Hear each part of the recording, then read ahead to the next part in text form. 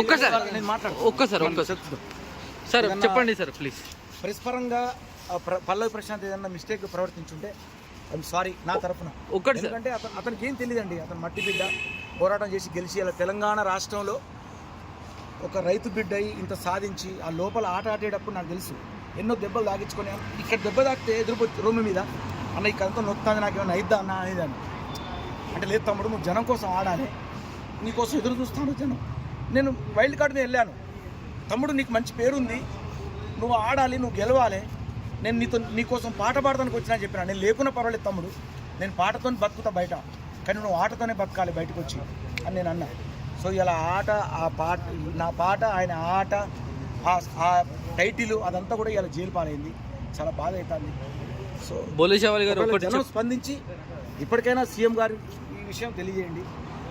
అంటే అతను నాలెడ్జ్ ఈ విషయంలో లేదండి. ల్యాండ్ అండ్ ఆర్డర్ అని కూడా తెలియదు అతనికి.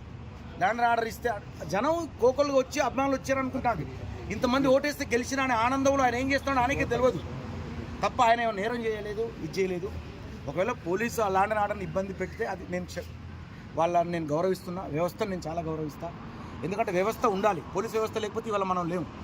వాళ్ళు చాలా గొప్పోళ్ళు, నేను వాళ్ళని గౌరవిస్తా. కాకపోతే మనం ఇంత మంచి టైటిల్ని తీసుకుపోయి జైల్లో పెట్టడం అనేది కొంచెం బాధాకరం. జైలు పాలవ్వడం కొంచెం బాధపడుతున్నా. Sorry, boy. అన్న ఇంకా ఆర్టిస్టులు ఎందుకు రాలేదన్న?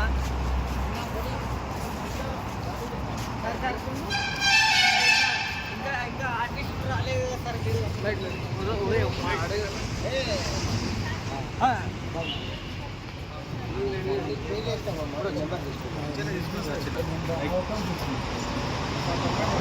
బోలేశవాలి గారు, స్ట్రాంగ్ గా ఉండండి సార్. మీరు కోల్పోకండి అన్న, ధైర్యం తెచ్చుకోండి. నేనంటే కన్నా నాకు లోపల జరిగింది నాకు తెలుసు కదా. ఆయన ఎంత కష్టపడ్డాడు జనం కోసం. జనం నన్ను నమ్ముకున్నారు అని చెప్పి అతను ఒక్కొక్కసారి ఏమైతే కూడా తెలియదు ఆ ఆటలో. అది నాకు తెలుసు. నేను జస్ట్ పాట పాడినా నాది, బట్ ఆయన ఆట ఆడింది. అట్లాంటి ఆటను నమ్ముకుని వచ్చిన వ్యక్తికి జైలు పాలు అవుతే ఆ వ్యక్తి ఎంత మానసిక క్షోభ పడతాడు. అదే నా బాధ. వచ్చిన హ్యాపీనెస్ కూడా లేకుండా కొంచెం కూడా. నేను బిగ్ బాస్ లో ఎప్పుడైనా కన్నీళ్ళు కార్చడం చూసిన అర్థం చేసుకోండి. ఒక టైటిల్ గెలుచుకున్న వ్యక్తి జైలు పాలైతే అసలు అతనికి పిచ్చిలేస్తుంది. నేను చేసిన నేరం ఏంది? నేను ఏదైనా బస్తద్దాలు బలగొట్టినా, లేకపోతే కారతాలు బలగొట్టినా, అది ఎప్పుడో చేసిండు. అది వాడిని అరెస్ట్ చేయాలి.